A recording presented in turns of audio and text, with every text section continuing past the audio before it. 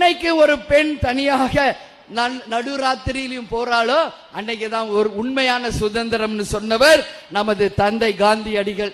இன்னைக்கு அது போல தமிழ்நாடு முழுக்க ஒரே ஒரு குற்றச்சாட்டு தான் அண்ணன் மேல இருக்கு. அதுவும் இந்த பெண்கள் கூட்டத்துல நான் சொல்றேன், எங்க பார்த்தாலும் பாலியல் வன்கொடுமை, போதை கலாச்சாரம் இருக்கு. இதை தவிர வேற என்ன சொல்ல முடியும்? வேற ஒன்னும் சொல்ல முடியாது இந்த ஆட்சியின் மேல. இல்ல அம்மா பிரேமலதா வாயாலே சொல்லிட்டாங்க, பெண் பாதுகாப்பு இல்ல, ட்ரக்ஸ் சேல்ஸ் அதிகமா இருக்கு. இதுக்கு மேல என்ன ஒரு தமிழ்நாடு அவங்களை வச்சுக்கிட்டே தன்னுடைய சொந்த கட்சி தலைவரை விமர்சிக்கணும்?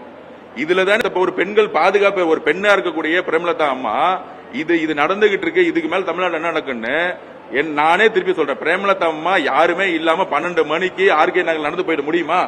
நான் கேக்குறேன். அதை விட்டுருங்க.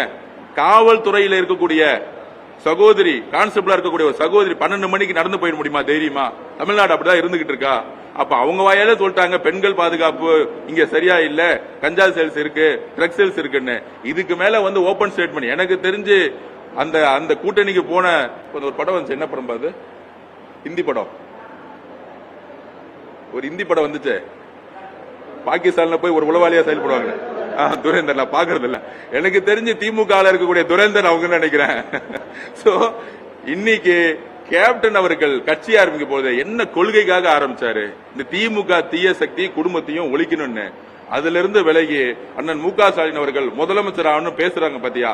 அண்ணன் கேப்டன் விஜயகாந்த் அவர்களுக்கு மனசாட்சியும் சரி, அவங்களுடைய ஆன்மாவும் சத்தியமா சாந்தி அடையவே அடையாது இந்த பேச்சுகள்லாம் கேட்கும் பொழுது.